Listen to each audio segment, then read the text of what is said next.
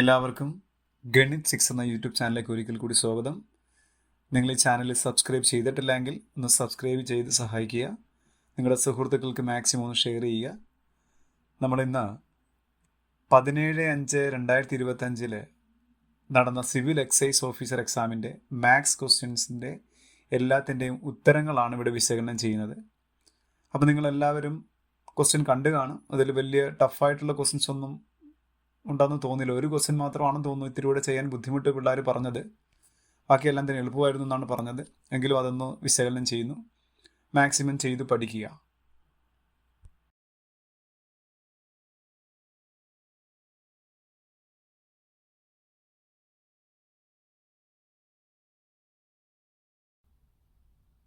ഒന്നാമത്തെ ചോദ്യം, 10x × 4 / 5x = 2/8 ആയാൽ എക്സിൻ്റെ വില എത്ര?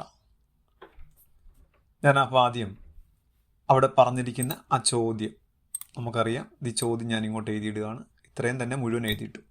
10x × 4 / 5x = 2/8. അടുത്ത സ്റ്റെപ്പ് ഞാൻ ചെയ്യാൻ വേണ്ടി പോകുന്നത്, ഈ 2/8 ഞാൻ അങ്ങനെ തന്നെ നടത്തിയിട്ടുണ്ട്. ഈക്വലും കാണിച്ചിട്ടുണ്ട്. ഈ ഇൻറ്റു 4 അല്ലേ ഇവിടെ, അപ്പുറത്ത് ഡിവൈഡഡ് ബൈ 4 ആകത്തില്ലേ? ഉണ്ടോ? അതാണ് ഞാൻ ചെയ്തിരിക്കുന്നത്. അപ്പം ആ ഇൻറ്റു 4 അപ്പുറത്ത് പോയി ഡിവൈഡഡ് ബൈ 4. ഇനി നിങ്ങൾ ശ്രദ്ധിച്ചു, ഇവിടെ കണ്ടോ 10x 5x. നമുക്കൊരു ഇക്വേഷൻ ഉണ്ട്, a⁻m / b⁻m എന്ന് വന്നാൽ നിങ്ങൾക്ക് അതിനെ ഒറ്റയടിക്ക് എഴുതാം. a/b എന്ന് എഴുതിയിട്ട് 2 പവർ ഒരുപോലെ ആയിരിക്കണം കണ്ട് അപ്ലൈ ചെയ്താൻ പറ്റുള്ളൂ. എന്നിട്ട് നമുക്ക് എന്ത് ചെയ്യാം, m എന്ന് കാണിക്കാം. ഇങ്ങനൊരു ഇക്വേഷൻ ഉണ്ട്, നമുക്ക് അറിയാവുന്ന ഒരു ഇക്വേഷൻ, നമ്മൾ പഠിച്ചിട്ടുള്ളതാണ്, നമ്മുടെ ക്ലാസ്സുകളിലൊക്കെ നമ്മൾ ഇട്ടിട്ടുണ്ട്. അപ്പോൾ ഇയാളെ നമുക്ക് എങ്ങനെ എഴുതാം, a/b എന്നുള്ളത് 10/5, എന്നിട്ട് ബ്രാക്കറ്റ് കാണിച്ചിട്ട് എക്സ് പുറത്ത് കാണിച്ചാൽ മതി. മനസ്സിലായോ? അതാണ് അടുത്ത സ്റ്റെപ്പിൽ. ഇനി നമ്മൾ ചെയ്യുമ്പോൾ ഈ 10/5 എത്രയാണ്? 10/5 എന്ന് വെച്ചാൽ 10 5 കൊണ്ട് വെച്ചാൽ 2 കിട്ടും. അവിടെയുള്ള എക്സ് അങ്ങനെ തന്നെ കാണിച്ചു, 2/x ഈക്വൽ ടു ഇവിടുത്തെ 2/8 അങ്ങനെ തന്നെ ഡിവൈഡഡ് ബൈ ചിഹ്നം അങ്ങനെ. 4 എന്ന് വെച്ചാൽ 2ലേക്ക് മാറ്റാമല്ലോ. എത്രയാണത്? 2 സ്ക്വയറാണ്. ഓക്കെ, അതിന് നമ്മൾ പറഞ്ഞ 2/x ഞാൻ അപ്പുറത്ത് തന്നെ കാണിച്ചിട്ടുണ്ട്, ഈക്വലും അങ്ങനെ കാണിച്ചിട്ടുണ്ട്. ഇതൊരു ഇക്വേഷനല്ല, നമുക്കറിയാവുന്ന a⁻m / a⁻n എന്നാണ്.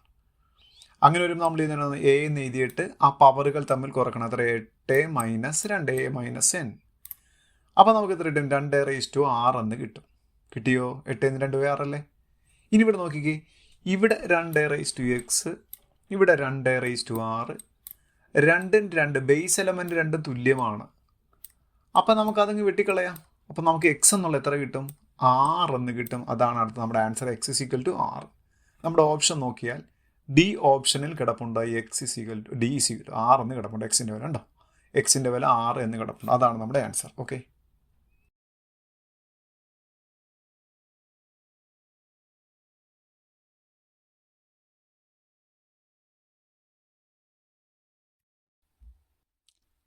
അടുത്ത ചോദ്യം, രാജുവിന് ഒരു പരീക്ഷയ്ക്ക് 455 മാർക്ക് കിട്ടി. ഇത് ആകെ മാർക്കിൻ്റെ 91% ആകെ മാർക്ക് എത്ര? ഇപ്പം ഞാൻ ആദ്യം ചെയ്യാൻ വേണ്ടി പോകുന്നത്, അവർ പറഞ്ഞിരിക്കുന്ന സ്റ്റേറ്റ്മെൻറ്റ് ഉണ്ട്. ഇത്രയും സ്റ്റേറ്റ്മെൻറ്റിനെ ഞാനൊന്ന് സ്റ്റേറ്റ്മെൻറ്റിനെ എഴുതാൻ വേണ്ടി പോവാണേ. അപ്പോൾ ആദ്യം പറയാൻ വേണ്ടി പോകുന്നത്, എത്ര മാർക്ക് കിട്ടിയെന്ന് അവിടെ പറഞ്ഞിട്ടുണ്ട്? 455 മാർക്ക് കിട്ടി. ഉണ്ടോ? 455 മാർക്കാണ് രാജുവിന് കിട്ടിയിരിക്കുന്നത്. ആ മാർക്ക് എന്ന് വെച്ചാൽ എന്താണ്? ആകെ മാർക്കിൻ്റെ 91% എന്ന് വെച്ചാൽ ടോട്ടൽ മാർക്ക് ഇൻറ്റു 91% എന്നാണ് 455. ഈ ഒരു സ്റ്റേറ്റ്മെൻറ്റ് കിട്ടിയാൽ ആൻസറായി. ചെറിയ ക്വസ്റ്റ്യൻ ആണിത്, മനസ്സിലായോ? ആകെ മാർക്കിൻ്റെ 91%ആണ് 455 എഴുതിയിരിക്കുന്നതാണ് ഈ കണ്ടിരിക്കുന്നത്. ഇനി എന്താണ് ആകെ മാർക്ക്? ടോട്ടൽ മാർക്ക് അങ്ങനെ തന്നെ കാണിക്കുക. 91% എന്ന് വെച്ചാൽ 91/100 ഈക്വൽ ടു 455. ഇനി നമുക്ക് ഈ ടോട്ടൽ മാർക്ക് മാത്രം മതി, ആകെ മാർക്ക് മാത്രം മതി. അതിന് നമ്മൾ എന്ത് ചെയ്യും? അപ്പുറത്തുള്ള 455 ഞാൻ അങ്ങനെ തന്നെ കാണിച്ചു. നമ്മൾ പഠിച്ചിട്ടുണ്ട്, ഒരു ഫ്രാക്ഷന് അപ്പുറത്ത് കൊണ്ടുപോകുമ്പോൾ തിരിച്ചിട്ട് ഗുണിക്കും. അപ്പോൾ 91/100 എത്രയായിട്ട് മാറും? 100/91 മാറും.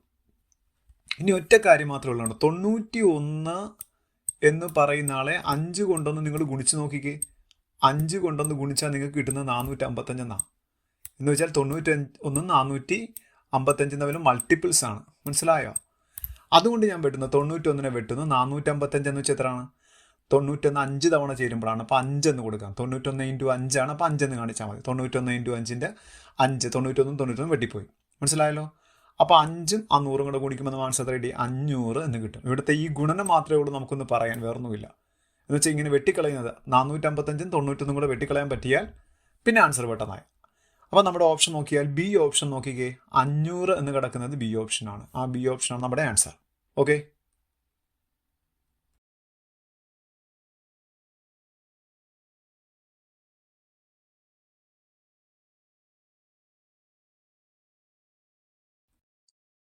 അടുത്ത ചോദ്യം, പ്ലസ് എന്നത് ഇൻറ്റുവിനെയും മൈനസ് എന്നത് ഡിവൈഡിനെയും ഇൻറ്റു എന്നത് മൈനസിനെയും ഡിവൈഡ് എന്നത് പ്ലസിനെ സൂചിപ്പിക്കുന്നുവെങ്കിൽ 25 + 5 ഡിവൈഡഡ് ബൈ 100 900 മൈനസ് 90 ഇൻറ്റു 100ൻ്റെ വില എത്ര? ഞാനിത് ചെയ്യുന്നത്, നിങ്ങൾ നോക്കിക്കൊണ്ട് ചെയ്യുന്നതിന് വളരെ എളുപ്പമാർഗ്ഗങ്ങളുണ്ട്. നമ്മൾ ഇതങ്ങ് ആദ്യം അങ്ങോട്ട് എഴുതിയിടുക. ഇത് പലരും വില കൊടുക്കുമ്പോൾ മാറിപ്പോകുന്നുണ്ട്. അപ്പോൾ ആദ്യം ഞാനത് അങ്ങോട്ട് എഴുതിയിട്ടു. 25 നമ്മുടെ ചോദ്യത്തിൽ പറഞ്ഞിരിക്കുന്ന കാര്യങ്ങൾ എഴുതിയിട്ടു. ഇത് കഴിഞ്ഞാൽ നിങ്ങൾ ചെയ്യേണ്ട പരിപാടി ഈ സംഖ്യകളെല്ലാം അതുപോലെ തന്നെ പ്ലേസ് ചെയ്യണം. കേട്ടോ, ഞാൻ 25 അങ്ങനെ കാണിച്ചു, 5 അങ്ങനെ കാണിച്ചു, 900 അങ്ങനെ കാണിച്ചു, 90 അങ്ങനെ കാണിച്ചു, 100 അങ്ങനെ കാണിച്ചു. ഇനി ഇവർ പറഞ്ഞിരിക്കുന്ന ഓർഡറിൽ തന്നെ നമുക്ക് കൊടുക്കാം. നോക്കിയേ, പ്ലസ് എന്നത് ഇൻറ്റുവിനെ എന്ന് വെച്ചാൽ ഈ പ്ലസിന് പകരം എന്ത് കൊടുക്കണം? ഇൻറ്റു എന്ന് കൊടുക്കണം. കണ്ടോ? ഇനി മൈനസ് എന്നത് ഡിവൈഡിനെ, അപ്പം മൈനസ് എന്നുള്ളത് ഇവിടെ കിടപ്പുണ്ട്, അതിന് പകരം എന്ത് കൊടുക്കണം? ഡിവൈഡ്. കണ്ടോ? ഇനി ഇൻറ്റു എന്നത് മൈനസിന്, അപ്പോൾ ഇൻറ്റു ഇവിടെ കിടപ്പുണ്ടേ, ഇൻറ്റുവിന് പകരം മൈനസ് കൊടുക്കും. ഇനി ഡിവൈഡ് എന്നുള്ളതിന് പകരം പ്ലസ്, അപ്പോൾ ഡിവൈഡ് ഇവിടെ കിടപ്പുണ്ട്, അതിന് പകരം പ്ലസ്. കണ്ടോ? ചിഹ്നം കൊടുക്കുന്നുണ്ട്. അങ്ങനെ ആ ഓർഡറിൽ കൊടുത്തേക്കണം. ഇനി നമ്മൾ ബോർഡ് മാസ് ഉപയോഗിക്കാമെന്ന് മാത്രമാണ്. ആദ്യം നമുക്ക് എന്താണ്? ഡിവിഷനാണ് ആദ്യം. ബോർഡ് മാസ് അനുസരിച്ച് ഡിവിഷൻ കഴിഞ്ഞ് മൾട്ടിപ്ലിക്കേഷൻ, അത് കഴിഞ്ഞ് അഡീഷൻ, പിന്നെ subtraction. BODMAS bracket open, division, multiplication, addition, subtraction. അപ്പോൾ അത് നിങ്ങൾക്ക് അറിയാവുന്ന കാര്യമാണ്. അപ്പോൾ നമ്മൾ ആദ്യം ഈ ഡിവിഷൻ മാത്രം ചെയ്യണം, ബാക്കിയുള്ളതെല്ലാം അതുപോലെ ഇടണം. കേട്ടോ, 25 ഇൻറ്റു 5, ആ പ്ലസ് അങ്ങനെ തന്നെ കാണിച്ചിട്ടുണ്ട്. പിന്നെ ഈ -100 ഞാനിവിടെ കാണിക്കുന്നുണ്ട്, -100. ഇനി 900 ബൈ 90 എന്ന് വെച്ചാൽ ഇങ്ങനെയാണ്. 900 എന്ന് പറഞ്ഞാൽ 900 ബൈ അല്ലേ 90. നമുക്ക് 0 0 വെട്ടിക്കളയാം. 90 9 പ്രാവശ്യം 10 പ്രാവശ്യമുണ്ട്. അപ്പോൾ നമുക്കത് 10 എന്ന് കിട്ടും. നമുക്കങ്ങനെ 10 എന്ന് എഴുതാം. കണ്ടോ? അപ്പോൾ അത് മാത്രം ആദ്യം ചെയ്തു. ഇനി അടുത്ത സ്റ്റെപ്പിൽ എന്താ? ഈ ഡിവിഷൻ മാത്രം കഴിഞ്ഞു. ഇനി അടുത്ത് ഇൻറ്റു ചെയ്യണം. അപ്പോൾ ഈ 10 എന്നുള്ളത് -100 എന്നുള്ളത് അങ്ങനെ ഇട്ടേക്കുക. 25 5 കൂടെ ഗുണിച്ചാൽ എത്ര കിട്ടും? ഈ 25 5 കൂടെ ഗുണിച്ചാൽ 125. ഇനി ഒരുപാട് ബോർഡ് മാസിൽ പോകണ്ട, നിങ്ങൾ ചെയ്തോ. 125 10 കൂടെ കൂട്ടിയാൽ 135. 135ൻ്റെ അകത്ത് 100 കുറച്ചാൽ 35. നമ്മുടെ ഓപ്ഷൻ ബിയിലേക്ക് നോക്കിയാൽ ബിയിൽ കിടപ്പുണ്ട് 35 എന്ന്. ഓക്കെ.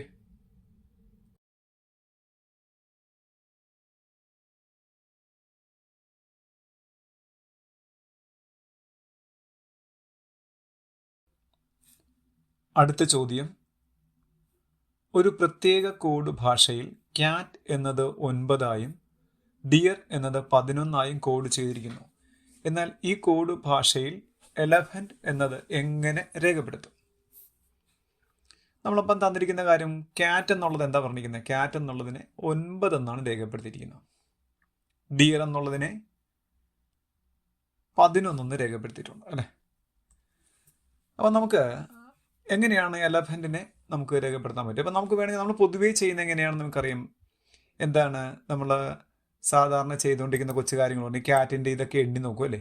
സി എന്നുള്ളത് 3ആണ്, എ എന്നുള്ളത് 1ആണ്, ടി എന്നുള്ളത് ഇത്രയാണെന്ന് വെച്ച് നമ്മൾ കൂട്ടി നോക്കും. ഓക്കെ. അതുപോലെ ഡിയറിൻ്റെ ഡി ഇത്രാമത്തെയാണ്, ഇ ഇത്രാമത്തെയാണ്, ആർ ഇത്രാമത്തെയാണ് കൂട്ടി. അങ്ങനെ കൂട്ടിയാൽ നിങ്ങൾ കൂട്ടി നോക്കിക്കൊള്ളൂ. അങ്ങനെ കൂട്ടിയാൽ നിങ്ങൾക്ക് ഇവിടെ കിട്ടത്തില്ല. ആ ഒരു പാറ്റേണിലല്ല ഇതിവിടെ ക്രിയേറ്റ് ചെയ്തിരിക്കുന്നത്. ഇതിന് അല്പം പ്രത്യേകതയുള്ള ക്വസ്റ്റ്യൻസ് ആണ്. എന്ന് വെച്ചാൽ സാധാരണ നമ്മുടെ ബാങ്കിനൊക്കെ ചോദിക്കുന്ന ഇത്തിരി സ്റ്റാൻഡേർഡ് ക്വസ്റ്റ്യൻ ആണ്. അങ്ങനെ ചോദിക്കുന്ന മോഡലാണത്. ഇവിടെ നിങ്ങൾ നോക്കുന്നത് ഈ ക്യാറ്റിൽ എത്ര ലെറ്റേഴ്സ് ഉണ്ട്? ക്യാറ്റിൽ 3 ലെറ്റേഴ്സ് ഉണ്ട് അല്ലേ? ഡിയറിലോ 4. ഈ എണ്ണം വെച്ചിട്ടാണ് ഇവിടെ റിലേഷൻ ഉണ്ടാക്കിയിരിക്കുന്നത്. അപ്പോൾ ആ റിലേഷൻ എങ്ങനെ വന്നു നമുക്ക് നോക്കാം. ഈ ക്യാറ്റിലും ഡിയറിലും ഒരേപോലെ റിലേഷൻ ആണെങ്കിലേ അത് നമുക്ക് എലഫൻറ്റ് അപ്ലൈ ചെയ്യാൻ പറ്റുള്ളൂ. അപ്പോൾ നമ്മൾ പണ്ട് ഈ സീരീസൊക്കെ പഠിക്കുമ്പോൾ ആദ്യം ഇരട്ടി എടുത്ത് പഠിക്കും, പിന്നെ 3 മടങ്ങ് 4 മടങ്ങ്, പിന്നെ സ്ക്വയർ ക്യൂബൊക്കെ എടുക്കും സംഖ്യകളുടെ റിലേഷൻ കിട്ടാൻ. ഇതുപോലെ ഞാൻ ഈ 3 എന്ന് പറയുന്ന ആൾ ഇരട്ടി എടുക്കുകയാണ്. 3ൻ്റെ ഇരട്ടി എത്രയാ? 6 അല്ലേ? അപ്പം 4ൻ്റെ ഇരട്ടി എടുക്കണം. റിലേഷൻ ഒരുപോലെ ആയിരിക്കണമല്ലോ. 8 എടുത്തു. ഇനി നോക്കിയേ, ഈ 6 എന്നുള്ളത് 9 ആകാൻ വേണ്ടി എത്ര ചെയ്തു? 3 കൂട്ടി. കിട്ടിയോ? 8ൻ്റെ കൂടെ ഇതുപോലെ 3 കൂട്ടിക്കേ. 8ൻ്റെ കൂടെ 3 കൂട്ടി കഴിഞ്ഞാൽ എത്രയായി? 11 അപ്പോൾ കറക്റ്റ് റിലേഷനായി. അപ്പോൾ ഇവിടെ എന്താ എടുത്തിരിക്കുന്ന റിലേഷൻ സ്റ്റൈൽ എങ്ങനെയാണ്? ഈ വന്നിരിക്കുന്ന വേർഡിലെ ലെറ്റർ എടുത്തു, നമ്പർ ഓഫ് ലെറ്റേഴ്സ് എടുത്തു, എത്ര അക്കങ്ങളുണ്ടെന്ന് എടുത്തു, എത്ര ലെറ്റേഴ്സ് ഉണ്ടെന്ന് എടുത്തു, അതിൻ്റെ ഇരട്ടി എടുത്തു, 3 കൂട്ടി. അപ്പോൾ തന്നിരിക്കുന്ന വാക്കിലെ അല്ലേ ലെറ്റേഴ്സ് എടുക്കുക, അതിൻ്റെ എണ്ണം എടുക്കുക, അതിൻ്റെ ഇരട്ടി എടുക്കുക, 3 കൂട്ടുക. കോഡ് കിട്ടിയല്ലോ. ഇങ്ങോട്ട് വന്നേ, നമ്മുടെ എലഫൻറ്റിലോട്ട് വന്നു. എലഫൻറ്റിൽ എത്ര ഉണ്ട്? 4 എത്ര എനിക്ക് എത്ര ലെറ്റേഴ്സ് ഉണ്ട്? 1 2 3 4 5 6 7 8 എണ്ണം ഉണ്ട്. ഇപ്പം നമ്മൾ പറഞ്ഞനുസരിച്ച് ചെയ്യണം, അതിൻ്റെ ഇരട്ടി എടുക്കണം. അപ്പോൾ 8ൻ്റെ ഇരട്ടി എത്ര? 16. ഇനി എന്ത് ചെയ്യണം? 3 കൂട്ടണം. 16 + 3 19. കോഡ് കണ്ടോ? അപ്പം നമുക്കവിടെ എലഫൻ്റ് എന്നുള്ള കോഡ് എത്രയാണ്? 19. ഡി ഓപ്ഷനിൽ കിടക്കുന്ന 19 നമ്മുടെ ആൻസർ. ഓക്കെ.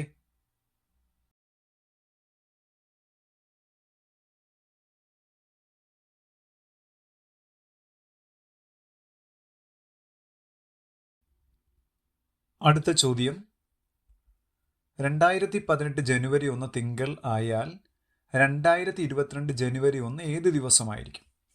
ഇവിടെ ചെറിയ കൊച്ചു കാര്യങ്ങളാണ്. ഇപ്പോൾ ഫോർ എക്സാമ്പിൾ ഈ 2025 ജനുവരി 1 എന്ന് പറയുന്നത് ഒരു ബുധനാഴ്ചയായിരുന്നു എങ്കിൽ അടുത്ത വർഷം ജനുവരി 1 ഏതായിരിക്കും എന്ന് ചോദിച്ചാൽ നമുക്ക് എന്ത് പറയാം? ഇത് ഈ പറഞ്ഞിരിക്കുന്ന 2025 ലീപ്പ് ഇയർ അല്ലാത്തത് കൊണ്ട് നമുക്ക് പറയാം ഒരു ദിവസം, ഒരു അതിദിവസം കൂട്ടിയാൽ മാത്രം മതി. എന്ന് വെച്ചാൽ ബുധനാഴ്ചയുടെ കൂടെ ഒന്നുകൂടെ കൂട്ടി വ്യാഴാഴ്ച എന്ന് പറയും. ഇനി അതിവർഷം ആണ് എങ്കിൽ എന്ന് വെച്ചാൽ ആ വർഷത്തെ ഫെബ്രുവരി 29 ഇൻക്ലൂഡഡ് ആകുന്ന പോർഷനാണ് നമ്മുടെ ചോദ്യമെങ്കിൽ ഒരു 2 കൂട്ടിയാൽ മതി. ഇതാണ് സാധാരണ നമ്മൾ ഉപയോഗിക്കുന്ന മെത്തേഡ്. അപ്പോൾ ഞാൻ ഇവിടെയും പറയാൻ വേണ്ടി പോകുന്നത് അതാണ്. നോക്കി, 2018 ജാനുവരി 1 തിങ്കളാണെങ്കിൽ 2019 ജാനുവരി 1 കണ്ടുപിടിക്കാൻ നമ്മൾ എന്ത് ചെയ്യണം? ഇവിടെ അതിവർഷമല്ല.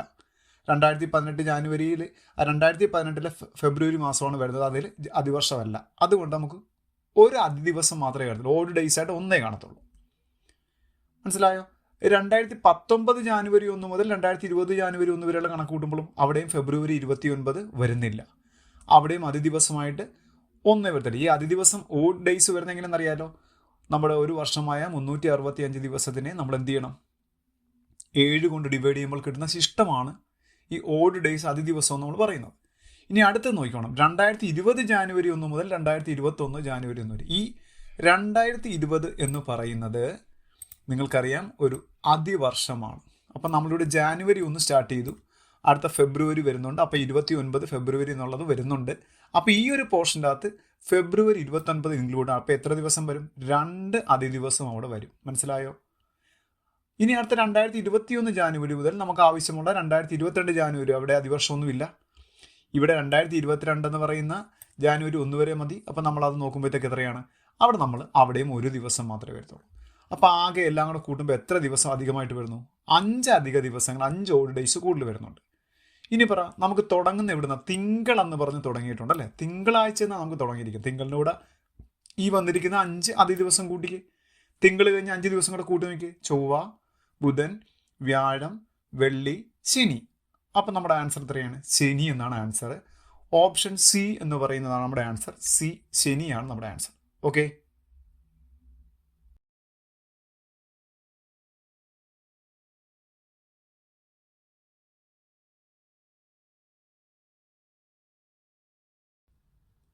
അടുത്ത ചോദ്യം, 3 7 16 35 74 എക്സെട്ര. അപ്പോൾ അടുത്ത സംഖ്യ ഏതെന്നാണ് കണ്ടുപിടിക്കേണ്ടത്. അപ്പോൾ ഈ ശ്രേണികൾക്ക് ചില പ്രത്യേകതകളൊക്കെ ഉണ്ടാകും. നമുക്ക് ആ ശ്രേണികളുടെ പ്രത്യേകത, ഇതുവരെ ചെറിയ ശ്രേണിയാണ്, വളരെ വ്യത്യസ്തമായ ഒരുപാട് ശ്രേണികൾ നമ്മൾ പഠിച്ചിട്ടുള്ളതാണ്. അപ്പോൾ അതിൽ ഇത് വളരെ ചെറിയ ശ്രേണിയാണ്. ആ ശ്രേണി എങ്ങോട്ട് എഴുതിയിടുകയാണ്. 3 7 16 35 74 ഉണ്ടോ? അപ്പം നിങ്ങൾക്ക് ഇവിടെ നോക്കുമ്പോഴേ മനസ്സിലാവും. ഈ 3ൻ്റെ ഇരട്ടി എടുത്തിട്ട്, ഈ 3 എന്ന് പറയുന്ന ആളുടെ ഇരട്ടി എടുത്തിട്ട്, ട്വൈസ് എടുത്തിട്ട്, ഇരട്ടി എടുത്ത് 6, 1 കൂട്ടിയപ്പോൾ എത്ര കിട്ടി? 7 കിട്ടി. കണ്ടോ? 7ൻ്റെ ഇരട്ടി എടുത്തേ 14, 2 കൂട്ടിയപ്പോൾ 16. അങ്ങനെ പോകുന്നൊരു ശ്രേണിയാണിത്. അപ്പം നമുക്കതൊന്ന് കറക്റ്റായിട്ട് ഡീറ്റെയിൽ ആയിട്ടൊന്ന് പറഞ്ഞേക്കാം. അത് അത്രേ ഉള്ളൂ, അത്ര ചെറിയ ശ്രേണിയാണ്. അപ്പം ഞാൻ ആദ്യം ചെയ്യുന്നുണ്ടോ, 3ൻ്റെ അകത്ത് നിന്ന് 7ലേക്ക് എങ്ങനെ വന്നു? ഈ 3ൽ നിന്ന് 7ലേക്ക് എങ്ങനെ വരിക? 3ൻ്റെ ഇരട്ടി എടുക്കുക. 6 ഒരു 1 കൂട്ടുക. ഇപ്പോൾ എത്ര കിട്ടി? 7. അങ്ങനെയാണ് അടുത്ത രണ്ടാമത്തെ ടേം വന്നിരിക്കുന്നത്. അതുപോലെ 7ൻ്റെ ഇരട്ടി എടുക്കുക. അടുത്ത 7ൻ്റെ അകത്ത് 16ലേക്ക് എങ്ങനെ വന്നു? 7നെ ഇരട്ടി എടുക്കുക. 14. 1 അല്ല കൂട്ടുക. 1 കൂട്ടിയാൽ 15 കിട്ടുള്ളൂ. ഇവിടെ 16 കിട്ടുക. അപ്പോൾ എത്ര കൂട്ടണം? 2 കൂട്ടണം. ഉണ്ടോ? അങ്ങനെയാണ് 16 വന്നത്. ഇനി 16ൽ നിന്ന് 35ലേക്ക് എങ്ങനെ പോകുന്നു? നോക്കാം. 16ൻ്റെ ഇരട്ടി എടുക്കുക. 32. കണ്ടോ? ഇവിടെ ആദ്യം 1 കൂട്ടി 2 കൂട്ടി. ഇവിടെ ആദ്യം 1 2. ഇനി എത്ര കൂട്ടണം? 3 കൂട്ടണം. അപ്പോൾ എത്ര കിട്ടി? 35ആയി. അപ്പോൾ ഓർഡർ മനസ്സിലായോ? ഇനി 35ൽ നിന്ന് 74 എങ്ങനെ പോയി? 35 ഇരട്ടി എടുത്തു 70. ഇനി എന്ത് ചെയ്യണം? 4 കൂട്ടണം. ഇവിടെ 1 കൂട്ടി 2 കൂട്ടി 3 കൂട്ടി 4 കൂട്ടി. 4 കൂട്ടുമ്പോൾ എത്ര കിട്ടി? 74. എങ്കിൽ ഈ 74 കഴിഞ്ഞ് എത്രയായിരിക്കും? നിങ്ങൾ ഇപ്പോൾ പറഞ്ഞ പോലെ പറഞ്ഞേ. ആദ്യം 74 ഇരട്ടി എടുക്കണം. 148. ഇവിടെ ആദ്യം 1 കൂട്ടി. നിങ്ങൾ കൂട്ടിയതിൻ്റെ ശ്രദ്ധിച്ചോ? കൂട്ടുന്നതിൻ്റെ ആ ശ്രേണി ശ്രദ്ധിച്ച്. അവിടെയാണ് ശ്രേണി വന്നിരിക്കുന്നത്. എന്താ? ഇവിടെ ആദ്യം 1 കൂട്ടി 2 കൂട്ടി 3 കൂട്ടി 4 കൂട്ടി. എങ്കിലും അടുത്ത എത്ര ആയിരിക്കണം? +5. 148 5 കൂടെ കൂട്ടുമ്പോൾ എത്ര കിട്ടും? 153. നമ്മുടെ ഓപ്ഷൻ നോക്കിക്കേ. എ ഓപ്ഷൻ്റെ അകത്ത് കിടപ്പുണ്ട് 153. ചെറിയ ശ്രേണിയാണ്, വലിയ ശ്രേണിയില്ല. മനസ്സിലായല്ലോ അല്ലേ? ഓക്കെ.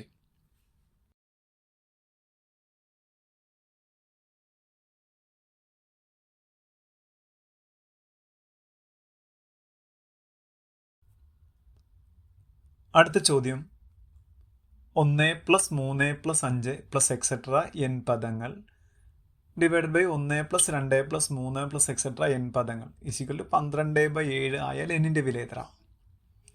അപ്പോൾ ആദ്യം നമ്മുടെ ഈ ചോദ്യം നമ്മളങ്ങോട്ട് എഴുതിയിടുകയാണ്.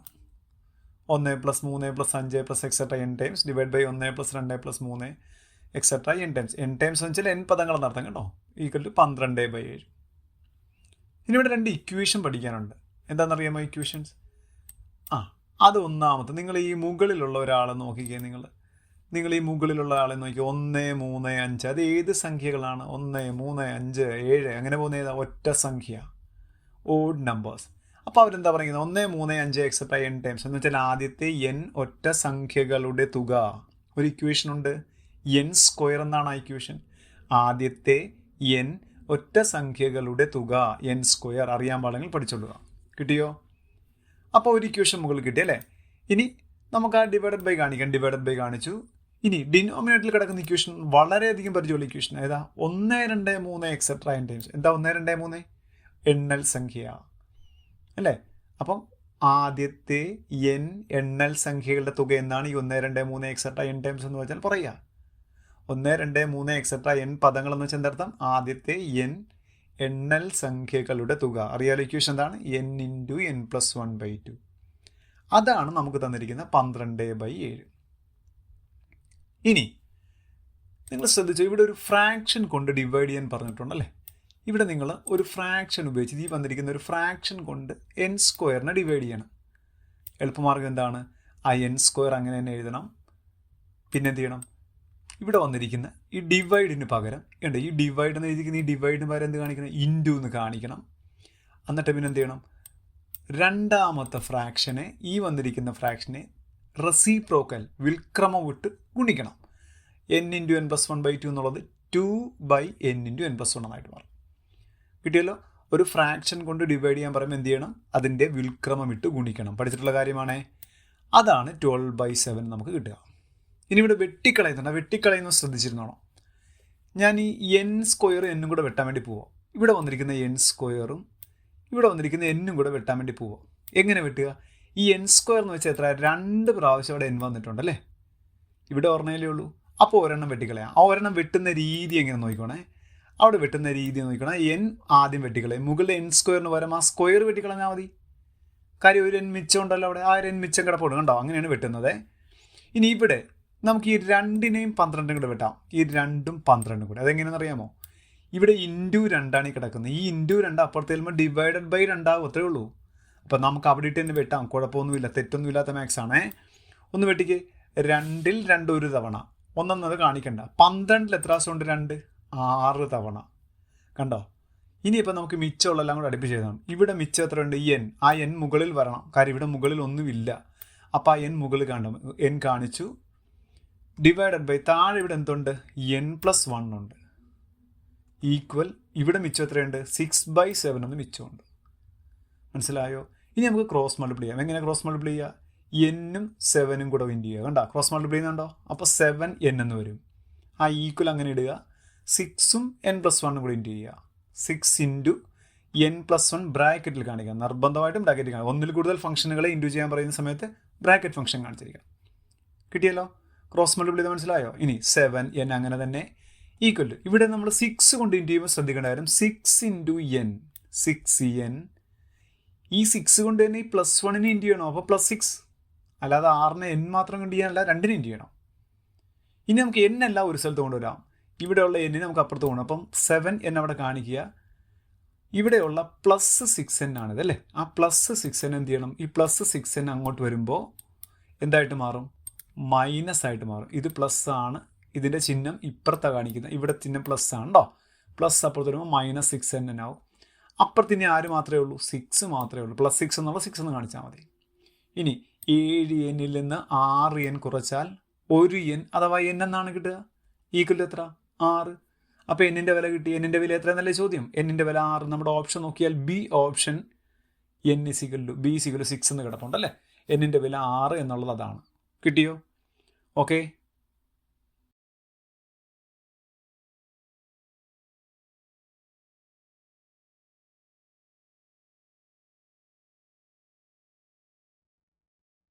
അടുത്ത ചോദ്യം. ഒരാൾ 1 ഡസൻ ബാഗുകൾ 4,920 രൂപയ്ക്ക് വിറ്റപ്പോൾ 18% നഷ്ടമുണ്ടായി. 15% ലാഭം അയാൾക്ക് കിട്ടണമെങ്കിൽ ഓരോ ബാഗും എത്ര രൂപയ്ക്ക് വിൽക്കണം? പ്രോഫിറ്റ് ആൻഡ് ലോസിൻ്റെ ചോദ്യമാണ്. അപ്പോൾ നമുക്കൊന്ന് ചെയ്തു നോക്കാം.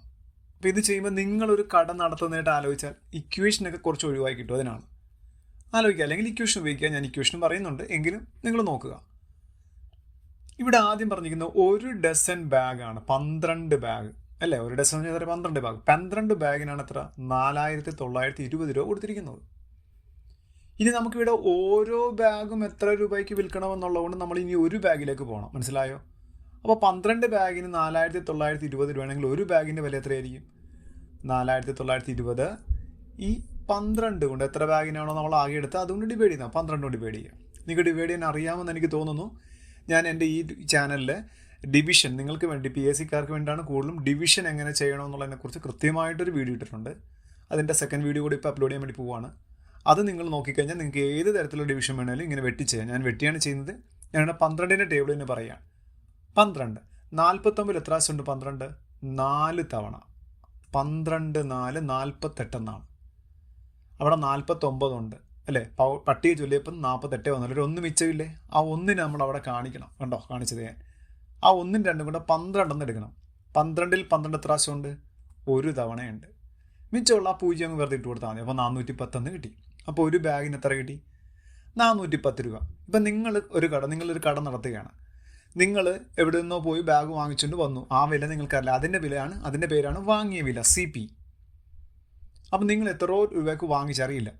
നിങ്ങൾ ആ ബാഗ് 18% നഷ്ടത്തിന് വിറ്റു. ആ വിറ്റപ്പോൾ 18% നഷ്ടത്തിന് വിറ്റു. ആ വിറ്റ വിലയാണ് എത്ര? 410 രൂപ. എന്ന് വെച്ചാൽ ഞാൻ വന്ന് വാങ്ങിച്ചു, എനിക്ക് നിങ്ങൾ തന്നാണ് 410 രൂപ. നിങ്ങൾ എത്ര രൂപയ്ക്ക് വാങ്ങിച്ചു? നിങ്ങൾ എൻ്റെ 18% നഷ്ടപ്പെടുത്തിയിട്ടാണ് എനിക്ക് തന്നിരിക്കുന്നത്. 18% നഷ്ടം എന്ന് വെച്ചാൽ മനസ്സിലായി. 100 രൂപയ്ക്ക് ഒരു സാധനം വാങ്ങിച്ചു, എന്നിട്ട് 82 രൂപയ്ക്ക് നിങ്ങൾ കൊടുത്തു. അതിനാണ് കറക്റ്റായിട്ട് മാക്സിൽ 18% നഷ്ടമെന്ന് പറയുക. അപ്പോൾ ഇവിടെ നിങ്ങൾ ഓർക്കുക, നിങ്ങൾ CP നിങ്ങൾ എത്ര രൂപയ്ക്ക് ബാഗ് വാങ്ങിച്ചു നിങ്ങൾക്കറിയില്ല. 18% നഷ്ടത്തിൽ വിറ്റു എന്ന് വെച്ചാൽ എത്ര? നിങ്ങളിപ്പോൾ പറഞ്ഞ പോലെ 18% നഷ്ടം എന്ന് വെച്ചാൽ എത്രയാണ്? 100 രൂപയുടെ സാധനം 18 രൂപ കുറച്ച് കൊടുത്തു. ശതമാനത്തിൽ പറയുമ്പോൾ 82% എന്ന് പറയും. അങ്ങനെ ആ നിങ്ങൾ വാങ്ങിയ വിലയുടെ 82% വിലയിട്ടിട്ട് കൊടുത്തു. അപ്പോഴാണ് എത്ര രൂപയ്ക്ക് എനിക്ക് തന്നത്? എനിക്ക് കിട്ടിയത് 410 രൂപയ്ക്ക് എനിക്ക് കിട്ടിയത്. അതാണ് ആ സ്റ്റേറ്റ്മെൻറ്റ്. അപ്പം നിങ്ങൾ എത്ര രൂപ മുടക്കി? ഇതാണ് നിങ്ങൾ മുടക്കിയ വില, CP. നിങ്ങൾ എത്ര രൂപ മുടക്കി എന്നാൽ എന്ത് ചെയ്യണം? ഇവിടെയുള്ള 410 അങ്ങനെ തന്നെ കാണിക്കണം, ഇൻറ്റു അങ്ങനെ തന്നെ കാണിക്കണം. ഒരു ഫ്രാക്ഷൻ അപ്പുറത്ത് കൊണ്ടുപോകുമ്പോൾ എന്ത് ചെയ്യണം? തിരിച്ചിട്ട് ഗുണിക്കണമെന്ന് പഠിച്ചിട്ടില്ലേ? 82/100 എന്നുള്ള അപ്പുറത്ത് വരുമ്പോൾ 100/82 ആയിട്ട് മാറും. നമുക്ക് വെട്ടാം, വീണ്ടും വെട്ടാം. 82ഉം 410 കൂടെ വെട്ടാം 5 തവണ. സംശയം ഉണ്ടെങ്കിൽ നിങ്ങൾ സൈഡിൽ 82 × 5 കണ്ടുപിടിച്ച് നോക്കിക്കേ. 82നെ 5 വെച്ച് ഗുണിച്ചാൽ നിങ്ങൾക്ക് 410 എന്നായിരിക്കും കിട്ടുന്നത്. അപ്പോൾ 5 തവണ വെട്ടാം. മനസ്സിലായോ? ഇനി ഇവിടെ എന്ത് മാത്രമേ ഉള്ളൂ? 5ഉം 100ഉം കൂടെ ഗുണിക്കാൻ മാത്രമേ ഉള്ളൂ. എത്രയാണ്? 500 എന്ന് കിട്ടി. അപ്പം നിങ്ങൾ കറക്റ്റായിട്ട് ബാഗിന് മുടക്കിയത് 500 രൂപയാണ്. എനിക്ക് നിങ്ങൾ തന്നത് 410 രൂപ. അപ്പം നിങ്ങൾക്ക് നഷ്ടമാണെന്ന് മനസ്സിലായോ? ഇനി നിങ്ങൾ എന്താ ചെയ്യണമെങ്കിൽ നിങ്ങൾക്ക് 15% ലാഭം വിൽക്കണമായിരുന്നു. നിങ്ങൾ എന്ത് ചെയ്യണം? അപ്പോൾ നിങ്ങളുടെ ബാഗിന് എത്ര രൂപ വിലയുണ്ട്? 500 രൂപ വിലയുണ്ട്. 15% ലാഭം എന്ന് വെച്ചാൽ എത്ര? 100 രൂപയുടെ സാധനം 115 രൂപയ്ക്ക് വിറ്റെന്നർത്ഥം. എന്ന് വെച്ചാൽ 115% കണ്ടുപിടിക്കണം അതിൻ്റെ. കണ്ടോ? എളുപ്പമാണ്. ആ 0 0 വെട്ടിക്കേ, അടുത്തൊരു 0 0 വെട്ടിക്കേ. ഇനി എന്താണ്? 115ഉം 5ഉം കൂടെ ഇൻറ്റു ചെയ്താൽ മതി. എത്രയാണ്? 115 ഇൻറ്റു 5 575 എന്ന് കിട്ടും. 575 എന്ന് കിട്ടും. അവിടെ എ ഓപ്ഷൻ നോക്കിയാൽ 575 എന്ന് കിടപ്പുണ്ട്. കണ്ടോ? 575 രൂപ. ഇനി ഈ 15% കണ്ടുപിടിക്കാനൊക്കെ വളരെ എളുപ്പമാണ്. 10% എന്ന് വെച്ചാൽ 50 മനസ്സിലായോ? 5% അതിൻ്റെ പകുതിയാണ്. അപ്പോൾ 50 25 75 രൂപ. ആ 500ൻ്റെ കൂടെ 75 രൂപ കൂട്ടി മനക്കണക്കായിട്ട് എഴുതാം. തെറ്റൊന്നുമില്ല. പിന്നെ ഇങ്ങനെ ഒറിജിനലായിട്ടുള്ള ഇക്വേഷൻ പറയുന്നത് മാത്രമേ ഉള്ളൂ കേട്ടോ. ഓക്കെ, മനസ്സിലായല്ലോ? ഓക്കെ.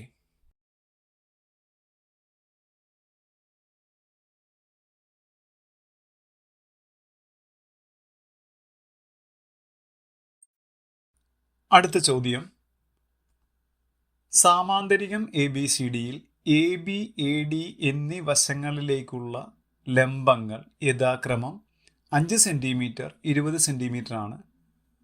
സാമാന്തരികത്തിൻ്റെ വിസ്തീർണം 160 സെൻറ്റിമീറ്റർ സ്ക്വയർ ആയാൽ അതിൻ്റെ ചുറ്റളവ് എത്ര? ആദ്യം സാമാന്തരികം അഥവാ പാരലലോഗ്രാം എന്ന് പറയുന്ന ആളുടെ വിസ്തീർണം എന്ന് വെച്ചാൽ എന്താണ്? ഒരു വശം അതിലേക്കുള്ള ഉന്നതി, ഒരു വശം ഇൻറ്റു അതിലേക്കുള്ള ഉന്നതി എന്ന് വെച്ചാൽ ഇതിൻ്റെ പരപ്പളവാണ്. ഏത് വശവും എടുക്കാം, അതിലേക്കുള്ള ഉന്നതി ഉണ്ടായിരിക്കണമെന്നേ ഉള്ളൂ. അതാണ് സാമാന്തരികം അഥവാ പാരലലോഗ്രാമിൻ്റെ ഏരിയ.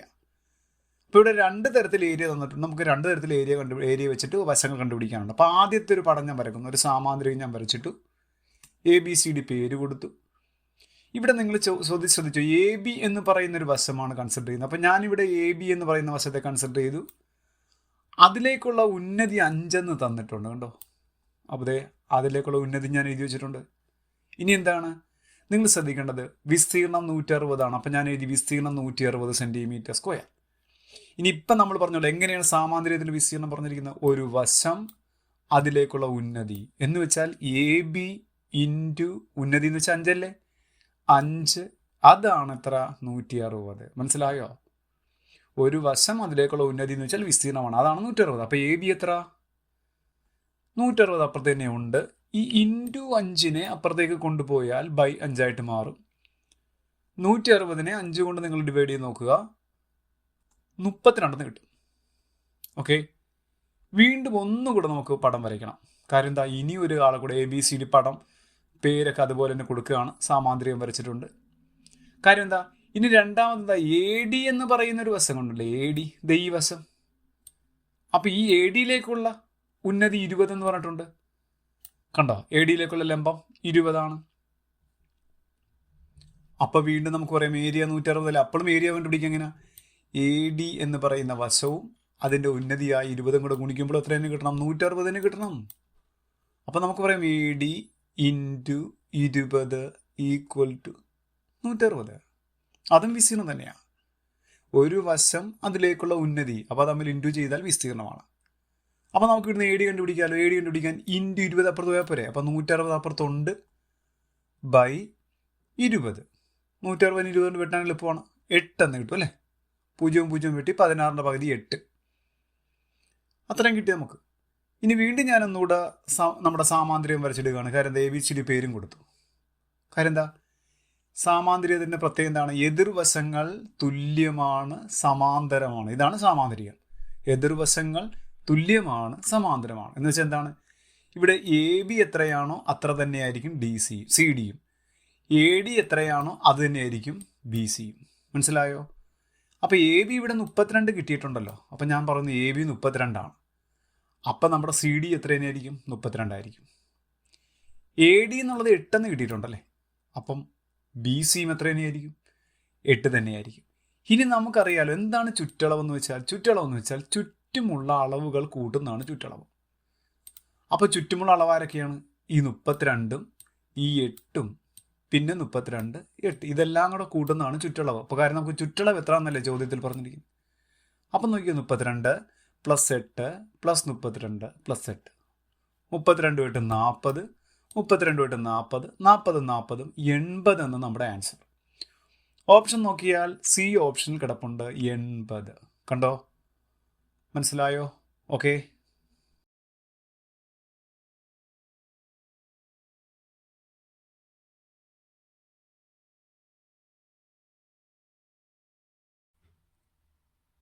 ലാസ്റ്റ് ചോദ്യം, ഒറ്റയാനെ കണ്ടെത്തുക. 8, 27, 64, 100, 125, 216, 343. വളരെ എനിക്കൊന്ന് ചോദിച്ചാൽ ഏറ്റവും എളുപ്പമുള്ളൊരു ക്വസ്റ്റ്യൻ ഇതായിരുന്നു. ഈ ഒറ്റയാനെന്ന് പറയുമ്പോൾ എന്താണ്? പൊതുവായ സ്വഭാവത്തിൽ നിന്ന് വ്യത്യസ്തമായിട്ട് നിൽക്കുന്നത് ആരാണ് ഈ കൂട്ടത്തിൽ? നമുക്ക് ആ ചോദ്യം നോക്കാം. 8, 27, 64, 100, 125, 216, 343. ഈ 8 എന്ന് വെച്ചാൽ അങ്ങനെ നമുക്ക് വല്ല സ്ക്വയറായിട്ടോ ക്യൂബായിട്ടോ എഴുതാൻ പറ്റുമോ നോക്കുമ്പോൾ 8 എന്ന് വെച്ചാൽ 2ന്റെ ക്യൂബാണ് 8 അല്ലേ? 27 എത്ര? 3ന്റെ ക്യൂബ്. അപ്പോൾ എല്ലാം ഇങ്ങനെ ക്യൂബായിട്ട് നമുക്ക് എഴുതാൻ പറ്റുന്നുണ്ട്. 64 4ന്റെ ക്യൂബായിട്ട് പ്രസൻറ്റ് ചെയ്യാം. പക്ഷെ 100 എന്നുള്ളത് അങ്ങനെ ക്യൂബായിട്ട് എഴുതാൻ പറ്റില്ല. എത്രയാണത്? അത് 10 സ്ക്വയറാണ്. അപ്പോൾ ഇനി വേറെ ആർക്കെങ്കിലും വ്യത്യാസം ഉണ്ടോ നോക്കാം. 125 ആരാണ്? 5ന്റെ ക്യൂബാണ്. 216 6ന്റെ ക്യൂബാണ്. 343 7ന്റെ ക്യൂബാണ്. അപ്പോൾ ഇവിടെ നോക്കുമ്പോൾ നിങ്ങൾക്കൊരു കാര്യം മനസ്സിലായി. ഇവിടെ എല്ലാം തന്നെ ആരാണ്? ക്യൂബുകളാണ് വന്നിരിക്കുന്നത്. ഒരാളൊഴികെ. ആരാണത്? 10 മാത്രമാണ് വ്യത്യാസമായിട്ട് വന്നിരിക്കുന്നത്. അപ്പം നിങ്ങൾക്ക് മനസ്സിലായി അതിനകത്ത് വ്യത്യാസം ആരാ? 10 സ്ക്വയറാണ് അല്ലേ? 10 സ്ക്വയറാണ് വ്യത്യാസം എന്ന് വെച്ചാൽ 10 സ്ക്വയറിൻ്റെ ഇനിഷ്യൽ സ്റ്റേജ് ആരാണ്? 100. അപ്പം 100 ഇതിൽ വ്യത്യസ്തനായ സംഖ്യ. അയാൾ മാത്രമാണ് സ്ക്വയറായിട്ട് കാണിച്ചിരിക്കുന്നത്. ബാക്കിയെല്ലാം ക്യൂബിക്കൽ ഫംഗ്ഷനാണ്, ക്യൂബാണ്. അപ്പം നമുക്ക് ആൻസർ പറയാം. നമ്മുടെ ബി ഓപ്ഷനാണ് 100 എന്ന് പറയുന്ന ബി ഓപ്ഷനാണ് നമ്മുടെ ആൻസർ. ഓക്കെ.